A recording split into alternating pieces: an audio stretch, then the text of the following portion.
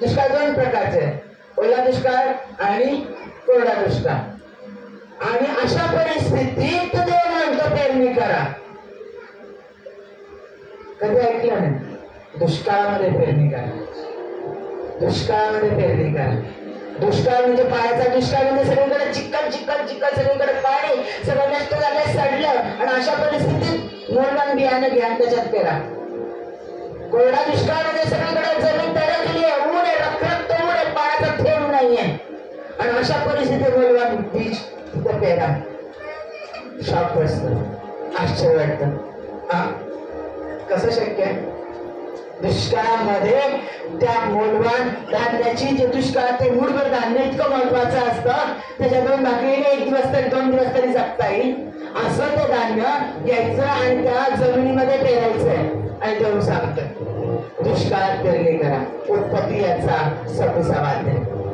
लक्षात घ्या, वचन लक्ष देऊन ऐका. जरी तू काही जणांकडे बायबल नसतील त्यांनी वचन लक्ष देऊन ऐका, कारण वचन हे जिवंत आहे. लिहिलेला शब्द आहे, बायबल आहे, जीवन शब्द येशू ख्रिस्त आहे.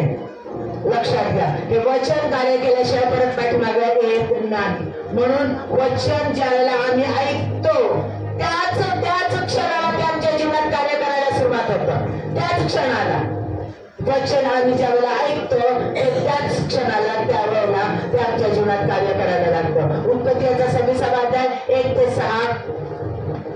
पूर्वी अब्रामाच्या वेळी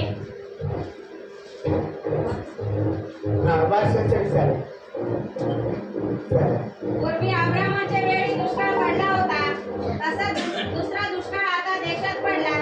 तेव्हा इसाक हा फलिष्त्यांचा राजा अबीमेलेक यांच्याकडे गरार येथे गेला. तेव्हा परमेश्वराने त्यास दर्शन देऊन म्हटले, खाली मिस्रात जाऊ नको. मी सांगेन त्या देशात राहा, त्या देशात उपयासा राहा. मी तुझ बरोबर असेन आणि तुला आशीर्वादित करेन, कारण हे सर्व देश मी तुला व तुझ्या संततीला देईन. आणि मी तुझा बाप अब्राम यांनी वाहिलेल्या शपथ खरी करेन. मी आकाशातील तारे इतकी तुझी संतती वाढवेन.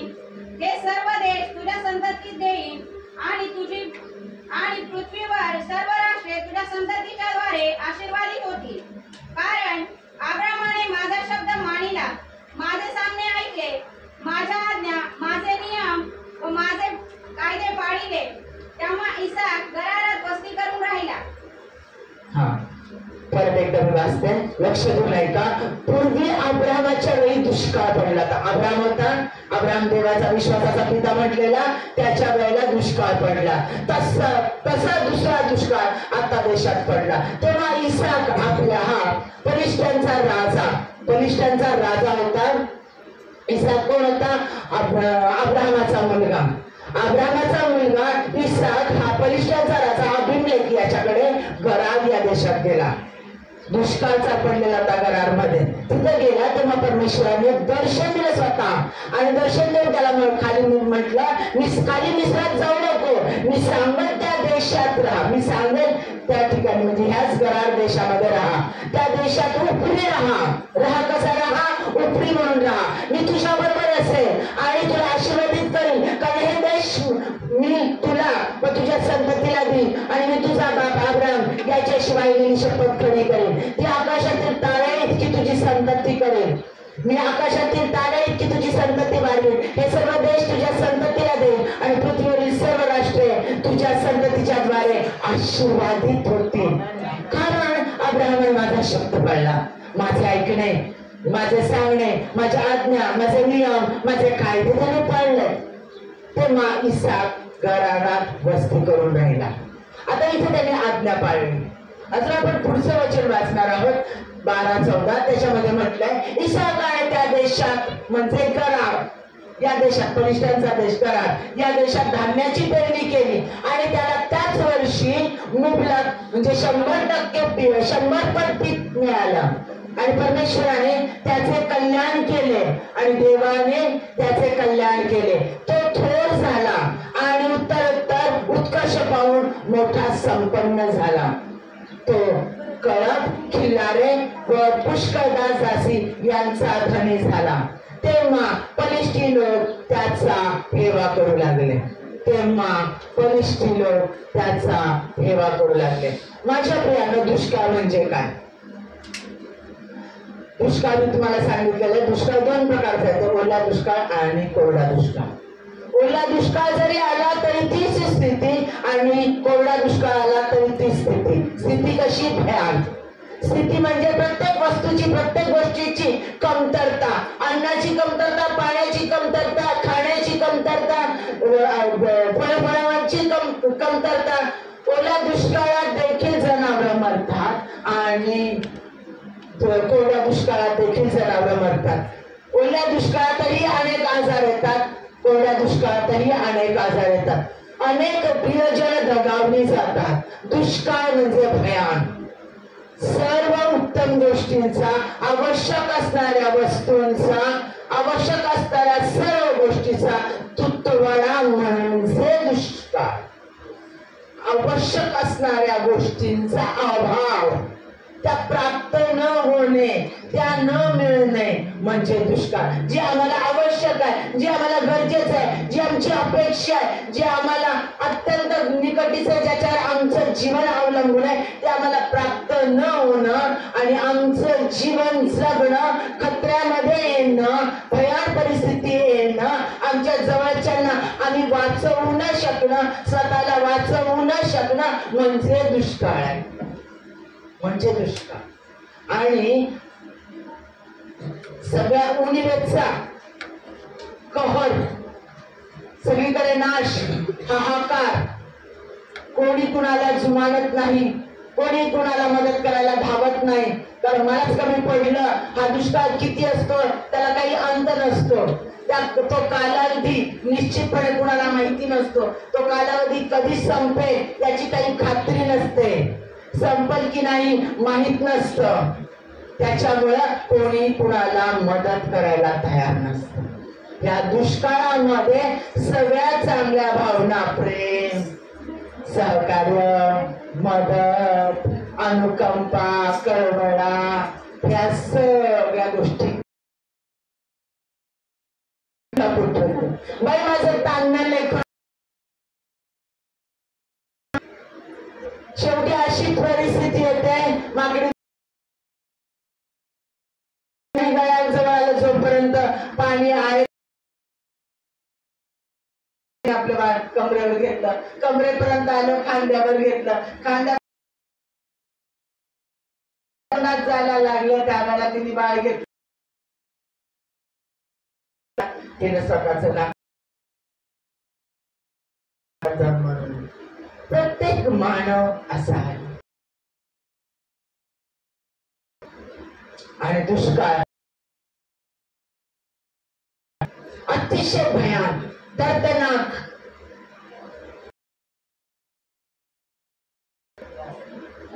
आजारामुळे झाले. किराणा मालामध्ये वस्तू आल्या, किराणा मालाचं दुकान, सगळा माल संपलेला, ते घेऊन पश्चात होऊन जायचं. अरे काय दयामाया आहे की नाही त्यांना, ते कुणाचा विचार करत नव्हते. पैसा आहे पटकन ठेवत होते, कारण का कधी सांगता येत नव्हतं. मॉल, सगळे मॉल रिकामे होत होते. तुटवड्याचा थोडासा पैसा असणार. खूप वाईट स्थिती या दुष्काळामध्ये. देवाचा कोप विचार करत नाही, पण खरोखर दुष्काळ पडणं, निर्माण होणं हा परमेश्वराकडून आलेला. तिच्या पीडा म्हणजे मरण, तिच्या पीडा म्हणजे मरण, दुःख, आणि ती अग्नीत जाऊन टाकली जाईल, कारण तिचा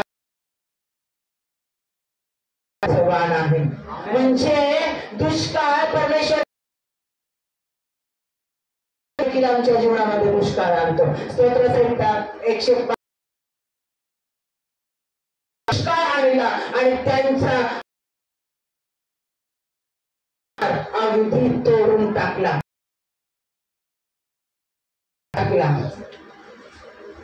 लक्षात घ्या, दिलेला फटका आहे, केलेला न्याय. आम्हाला उत्तम गोष्टीची उणीव, ज्याच्यावर आम्हाला जगायचं अशा सगळ्या ज्या वेळेला निर्माण होतं त्यावेळेला हा वेदना आहे, निराशा आहे. मध्ये जनावर गमावली जातात, व्यक्ती मरतात, वाचवता येत नाही, अनेक जातात. कमवणारे जॉब सगळीकडे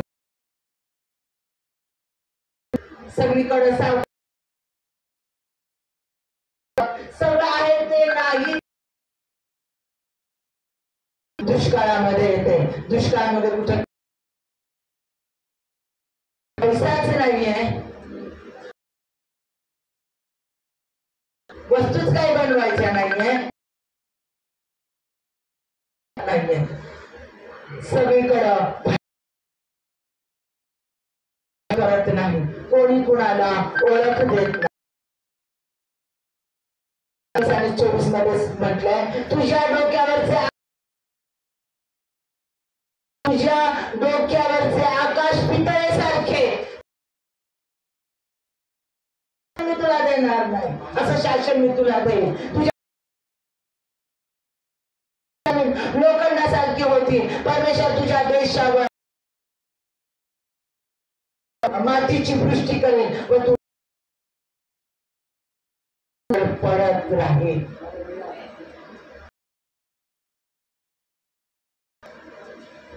परमेश्वर नाही. ज्या वेळेला सैतान परमेश्वर त्या अलाव करतो, होऊ देतो, या गोष्टी घडून आणतो. जे काही पाप वाढलेलं आहे त्या फटका देण्यासाठी, न्याय देण्यासाठी त्याचा वापर करून घेतो. 28वा अध्याय आपण वाचलं. 26वा अध्याय आपण काय पाहिलेलं आहे? अब्राहमाचा मुलगा जो विश्वासात, जो परमेश्वराचा मित्र म्हटला जात होता, विश्वासाचा, सगळ्या जगाला आशीर्वादित केलं, त्या अब्राहमाचा लक्षात घ्या, हा आणि तो पलिष्ठांचा देश, पलिष्ठाच्या राजाकडे गेला. अभिमलेख हे परके देश, अभिमलेख पलिष्ठांचा देश हा परका देश नव्हता, दुसऱ्यांचा देश होता. आणि त्या गरार या ठिकाणी तो गेला. त्या ठिकाणी दुष्काळ चालू होता, वैतागलेला होता, त्याची सेना वैतागलेली होती, त्याचे लोक वैतागलेले होते. अन्न धान्याचा तुटवडा, सगळीकडे कहर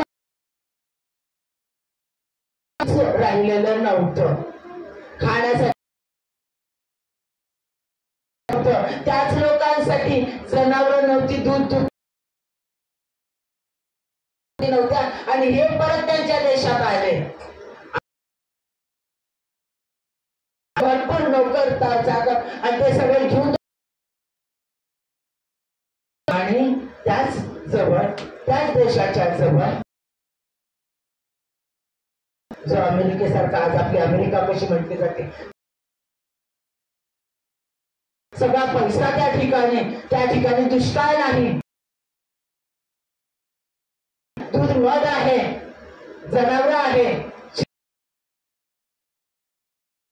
सगळ्या गोष्टी, सगळ्या नाचणं गाणं त्या ठिकाणी आहे, भरपूर लोक आहेत, प्रेम करणारे लोक, पैशाची चंगळ त्या ठिकाणी, पैसे तेवढे मिसर देशामध्ये आहे आणि देव त्याला म्हणतो मिसर तू जिथे आलास इथेच थांब, जिथे तू आला,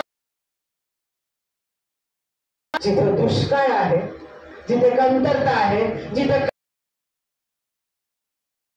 आणि तरी देखील देव त्याला म्हटला तू इथेच थांब. साहजिक आणि सागाची नजर कुठे असते, कडे आलं, घरात सोडतो निसर्गाने आयुष्यभर आम्ही तिथे आनंदात राहू आणि जीवन नवीन जुमला प्राप्त होईल, स्वतःची घरदार करू आणि मस्त आनंद कुणाला परवडेल. वसवस वसवस निराशा करेल त्या ठिकाणी अभिलेखकडे याच देशामध्ये परमेश्वर त्याला अभिवचन त्या त्रासामध्ये त्या विपुलता नाही, लोक कोणी हाकलून देतील अशी आहे,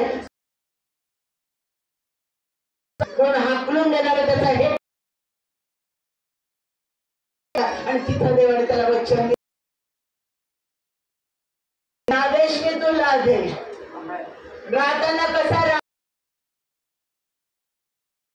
राहा, उपरा म्हणून राहा, परका म्हणून राहा,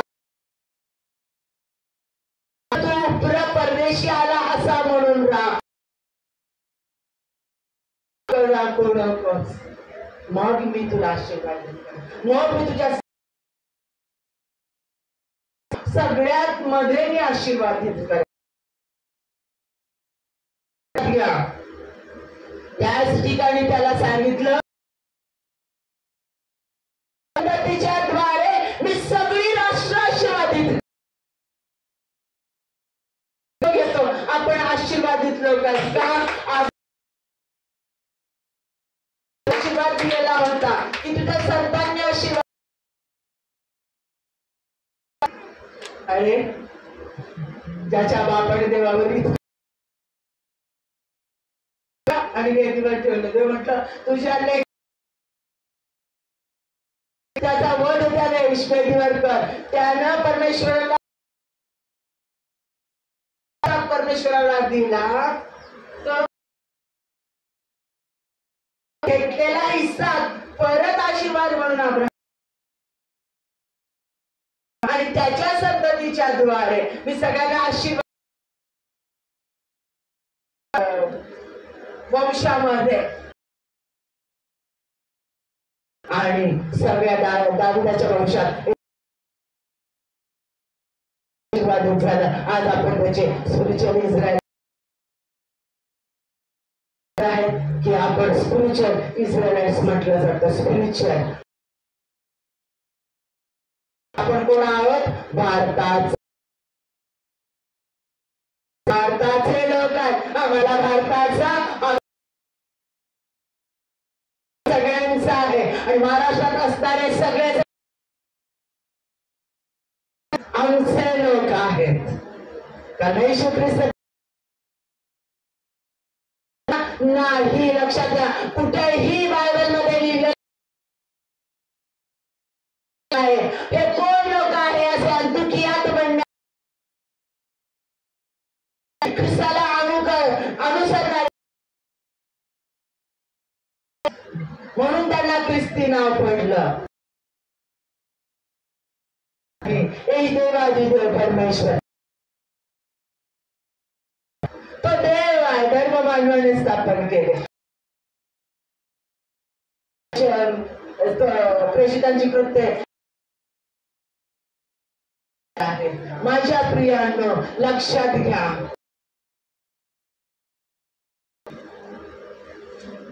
येशू ख्रिस्ताने परमेश्वराने आदम आणि हवाने आणि त्यांना सगळी सृष्टी व्यापून टाका सांगितलं.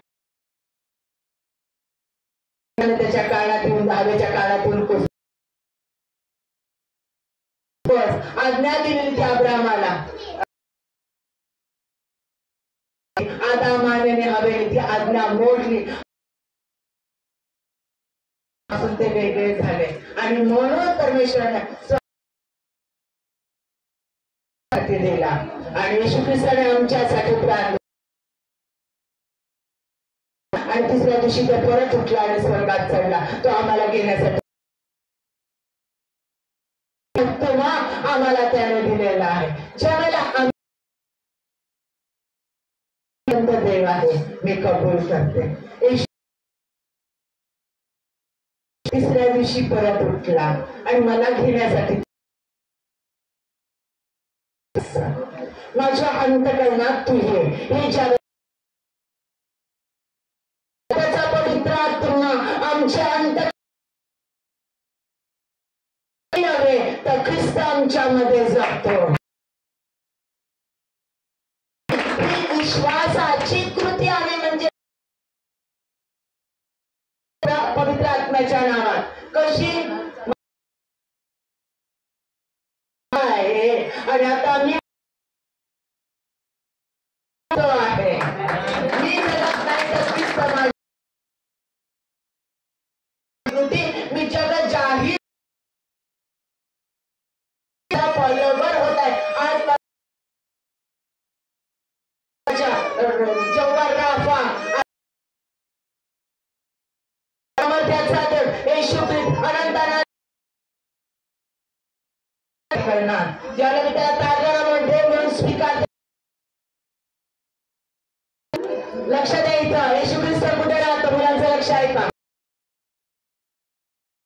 राहतो आमच्या अंतःकरणात राहतो.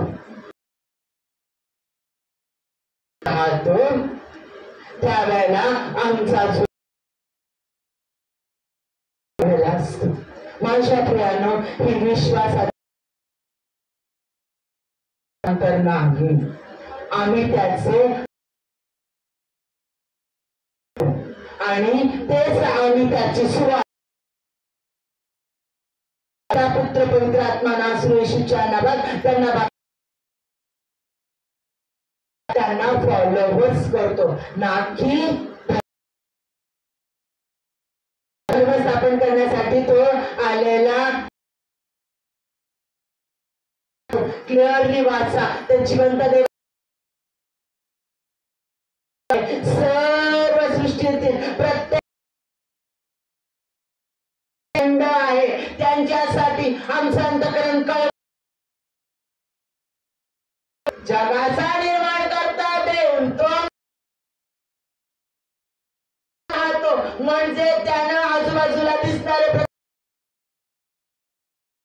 देवाची निर्मिती, म्हणजे ते आमचे कोणाले बहीण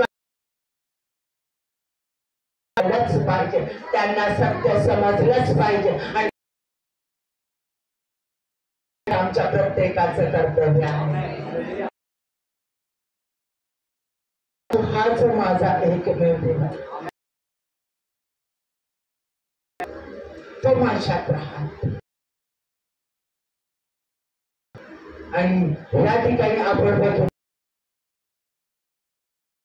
इसाकाची संतान, इसाकाला करेल आणि ते परमेश्वराने केलं. अभिवचन इसाकाला दिलं होतं, ते प्रत्येक अभिवचन ज्या वेळेला देवाने त्याला सांगितलं मी तुला आणि तुझ्या संततीला आशीर्वादित करेन. दुष्काळ चालू होता, पावसाचा थेंब नव्हता, जमीन तडक. शेतकरी प्रत्येकाला माहिती आहे असणं, धगधगती असणं, अशा परिस्थिती आणि ते बी जाऊन त्या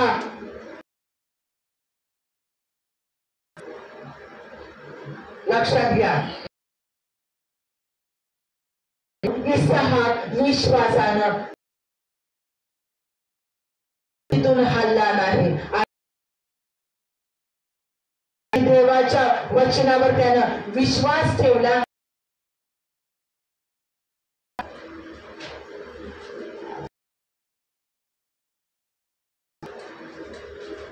इसाकाने त्या आणि त्याच वर्षी 100 परमेश्वराने त्याचे कल्याण केले. तो थोर झाला आणि वर्ष होऊन तो वाढत गेला. खिल्लारे पुष्कळदासी यांचा हेवा करू लागले. तो कुणामध्ये राहत होता? अभिमलेख होता, बलिष्ठ राजा होता. आणि त्या सगळ्या लोकांच्या समोर जे दुष्काळ, अन्नधान्य नव्हतं, जनावर मरत होती, तर मध्ये हा इसाक थांबला आणि त्या परिस्थितीत त्याने पेरणी. माझ्या प्रियानं त्यानं त्या जमिनीमध्ये वाढलेल्या कोरड्या जमिनी येईल शाश्वती नाहीये अशा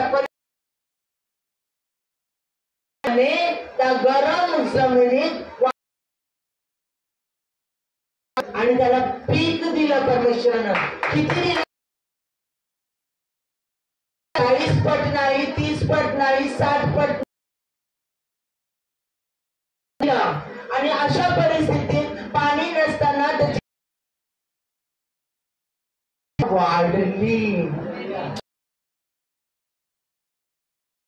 आणि गुरं वाढली.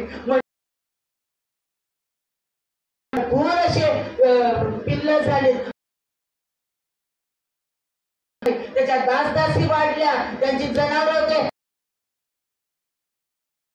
त्याचं धान्य वाढलं, त्याचं पीक वाढलं, सर्वात श्रीमंत झाला. आणि हा इतिहास आहे इस्रायल मध्ये. आपण इतिहासात नमूद केलेल्या गोष्टी, हिस्ट्रीमध्ये कालावधीमध्ये दुष्काळ होता आणि दुष्काळामध्ये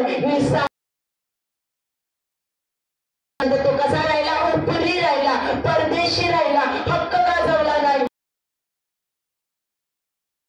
केलं, सगळ्यात श्रीमंत त्याला बनवलं. त्याचे लोक नव्हते ते. मागणार कोण देणार? कठोर आणि दुष्ट असे होते आणि तरी देवानं आशीर्वाद तिथे झाला.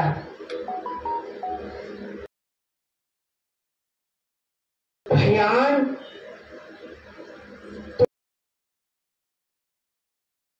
परिस्थिती, दुःखाची परिस्थिती, अशा परिस्थिती ठेवला. पहिली गोष्ट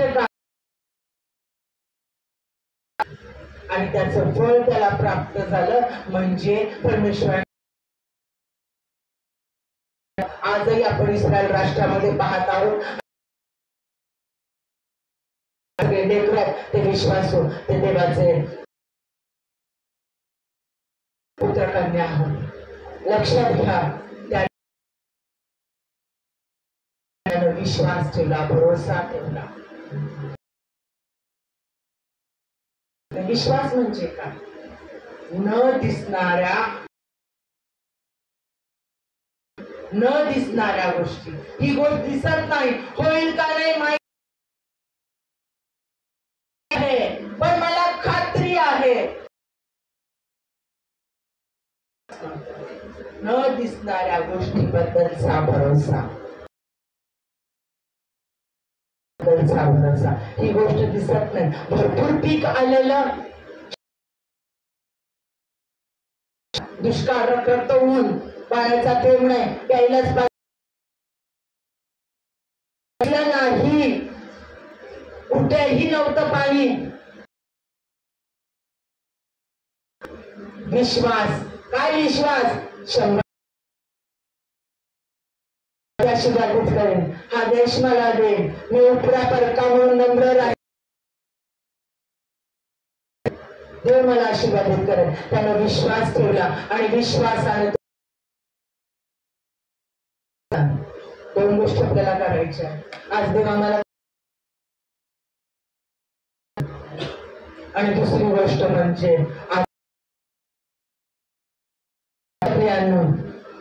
भरपूर पैसा असेल, पुढे गाडी देणार आहे, आई वडील आपल्याला घर देणार आहे, काही वाटत नाही, काही वाटत.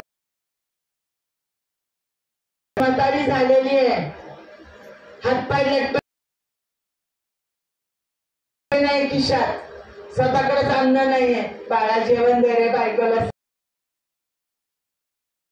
त्या आईचं आज्ञा पालन करणं, अशा परिस्थितीत असणाऱ्या बस गा, तू नको बोलूस, मला शेती कर, थांबून थांबतो, जा तिथं शेती कर, म्हणजे चांगलं पीक येईल. घरात राहिला, अरे आई लवकर कामाला जा, लवकर काम कर, म्हणजे पूर्ण महिन्याचा.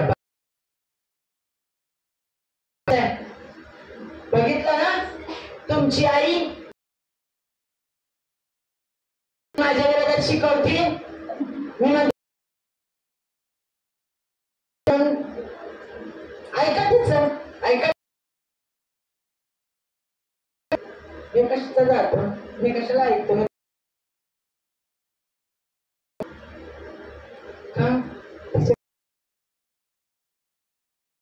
तिच्याकडे वैभव नाही ना, नाही ना, तिच्याकडे कॅश बँक चेक करू, कसं असतं वही करेंगे. मेरी माँ से भी अच्छी है आप.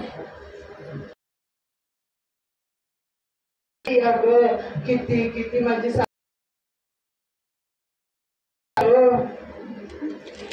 किती लाखात पैसा माझ्या प्रिया पुढच्या आशा असेल त्यावेळेला आज्ञा. दुष्काळ आहे, ज्या वेळेला काहीच मिळणार नाही,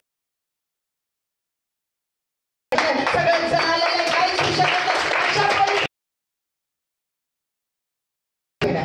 खूप कठीण अशा परिस्थितीत आज्ञा पाळणे. ऍडमिट हो दवाखान्यात, आणि तो म्हणतो टाळ्या वाजवणे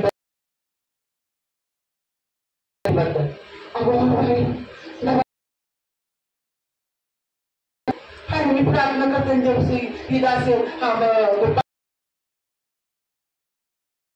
आरोग्य देणार. आणि डॉक्टरने सांगितलं, आणि आभार काही सांगतात, रडतोय आम्ही, पण अशा परिस्थितीत सांगतात. डॉक्टरने सांगितलं आता परिस्थितीत फार कठीण जातात नंतर. माझा लेकरू व्हेंटिलेटरवर, कोरोनाच्या आधीची स्थिती.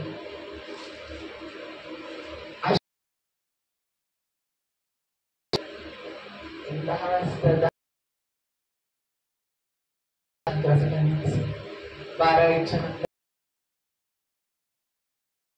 त्यांना आशा सुटली नाही. ते बोलतायत मला त्याच्यासमोर दवाखान्यात वाचून गावीच लागली.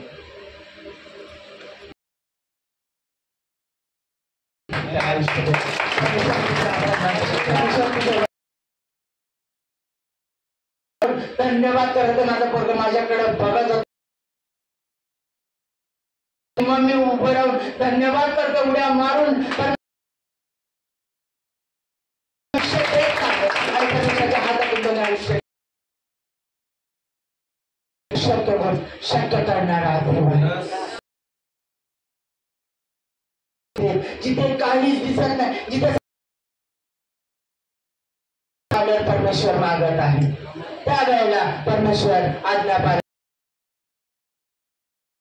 अशा परिस्थितीमध्ये आज्ञापालन केलं. परिस्थिती, कठीण परिस्थिती, निराशेची परिस्थिती आणि त्यावेळेला तो निराश नाही, त्यानं शंका बाळगल्या नाही. तो म्हटला स्किन जळती, उन्हाळ्यात मी तडफडायला लागलोय, थेंब नाहीये. कसं परमेश्वरा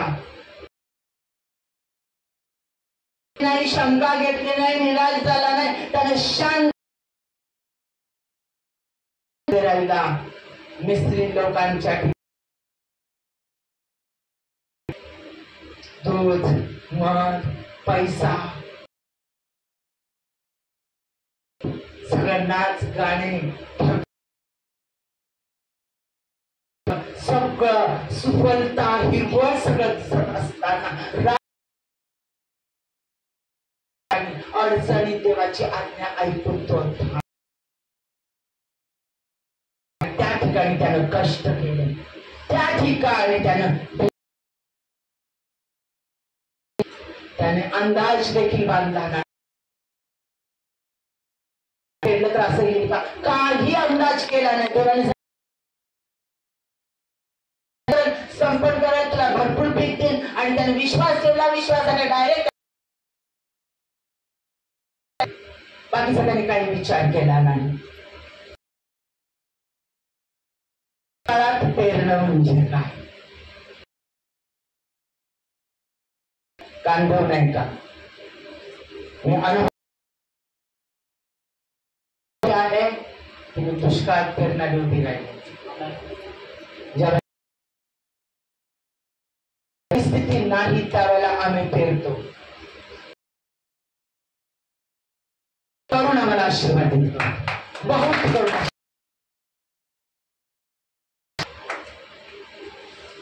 आमच्याकडे खूप बियाणं आहे,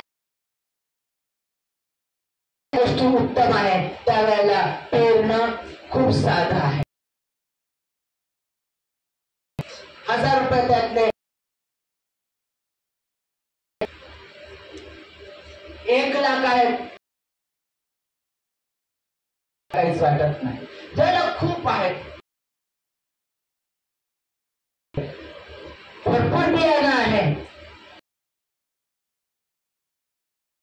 चल एक गोळी पेरून टाकू आपण, काहीच वाटत नाही. पण ज्या वेळेला काही जे एवढं आहे ते घेऊन पेरायचं नाही, असं असताना जो पेरतो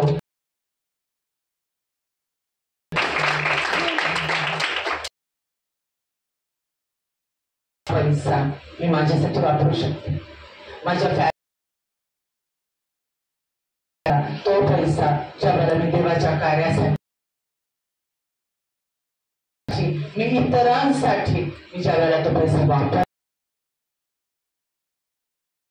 अधिक आशीर्वादित करतो.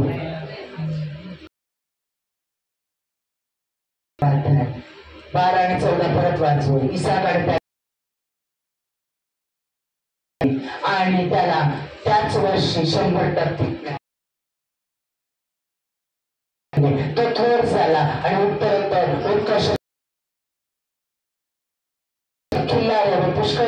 असण्याचा धनी झाला.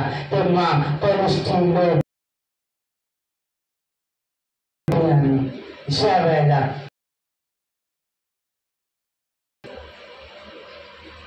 प्रार्थना करतो, पालन करतो, विश्वास ठेवतो, करतो आणि देवाच्या वेळेला मला आशीर्वादित राग करतात, चिडचिड करतात, प्रयत्न करतात, ज्या ठिकाणी सगळे त्याच्या विरोधात गेले. आणि आम्ही धान्य आमच्याकडे धान्य कष्ट केले, आम्हाला काही मिळालं नाही, आम्ही दुष्काळात आहोत आणि याला दुष्काळात पीक मिळतं 100 पट, त्याला सगळ्या गोष्टी वाटतात, हा श्रीमंत होतात. त्यावेळेला शत्रू आणि त्यांनी देखील आणि पुढे आपण बघितलं तर वशी म्हणून राहिला, त्यांना पीडा देण्याचा प्रयत्न केला, त्रास देण्याचा प्रयत्न केला, त्यांच्या विरोधात गेला नाही. तो पुरी म्हणून त्या ठिकाणी म्हणून जीवन जगला. त्या ठिकाणी देवाने त्याच्या आता आम्ही दुष्काळ आम्ही कशा प्रकारे येतो,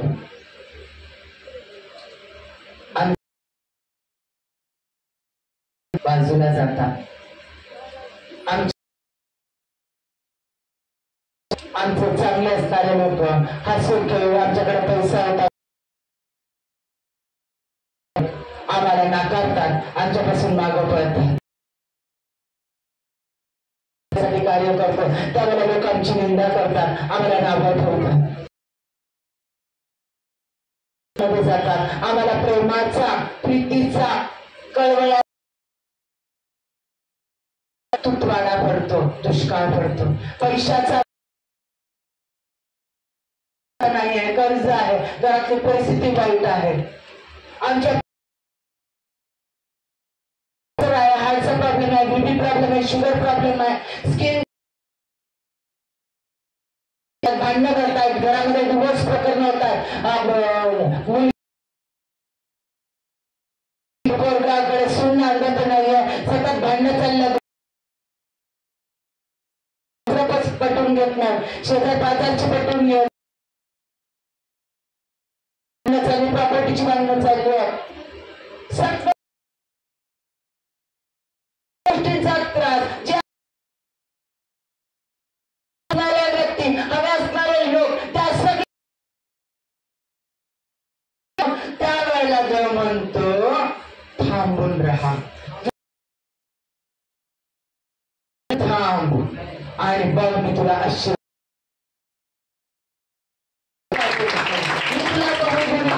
मी तुला बहुत मी तुझ्या जीवनामध्ये आनंद देईन. जिथे चिडचिड आहे निराश पहा, जाऊ नको. तुम्हाला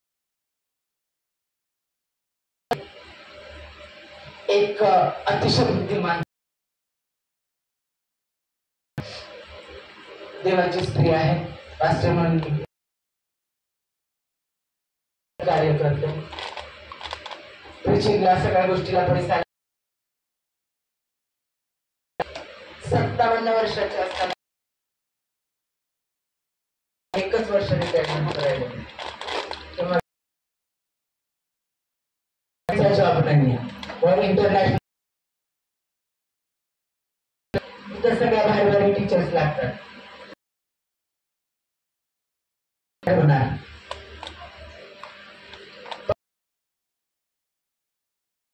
आता पुढच्या वर्षी जाणार, तेवढाच आमचा पगार मिळत होता. मिस्टर आमचं घर सगळं चालतं. प्रार्थना केली, करणार नाही, तुम्ही रिटायर नाही, तुमचा 58 वर्ष पूर्ण झाले, 60 8 वर्ष पूर्ण झाले, बढती करून गेली. पहिलं ती लावताना 7 वर्षाची झाली, तिला माध्यमिकला पाठवलं. त्याच्यानंतर आता ते मला निश्चितपणे काढून टाकतील.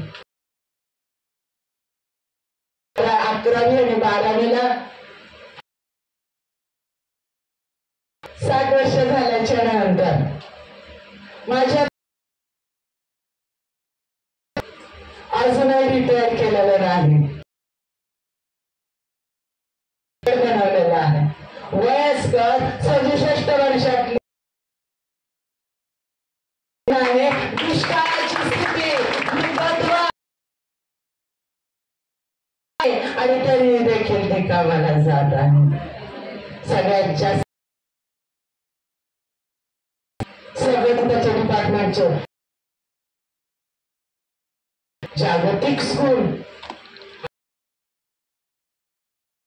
67 एजची बाई वरती दिलेली आहे, ती त्याच शाळेत आहे, त्याच तुमच्याच नगरचं, मी नाव नाही सांग, नगरचे. याच कालावधी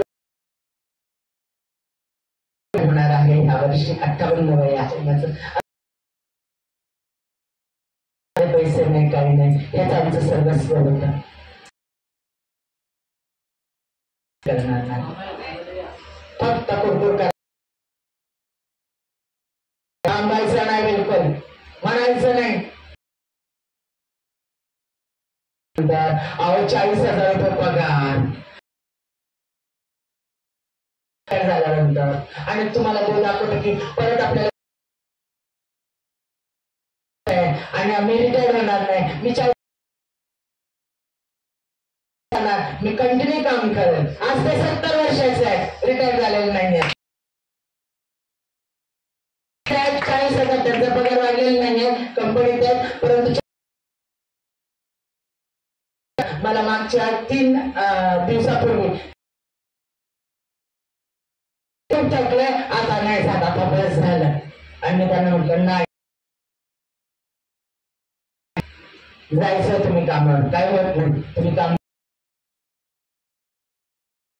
अजून नाही सांगितलं. परमेश्वर अजून आशीर्वाद. दुष्काळाची स्थिती नाही होऊ शकत, शक्य नाही. तो अशक्य गोष्टी शक्य करतो. आजार बनवू शकतो,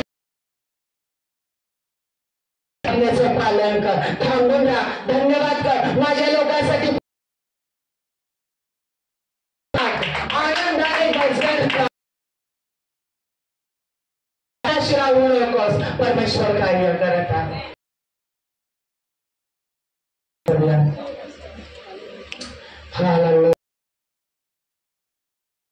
हातवरती करा बॅकवर.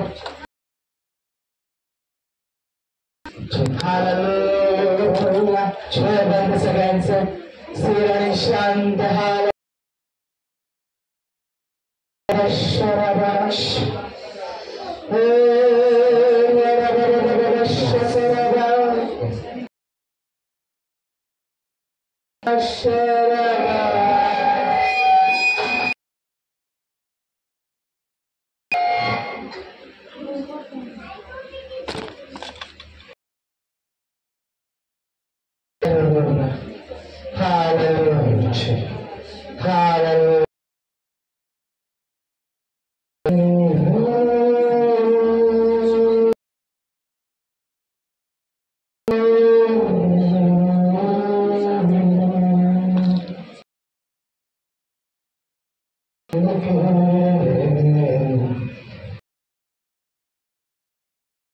तुमच्या संख्या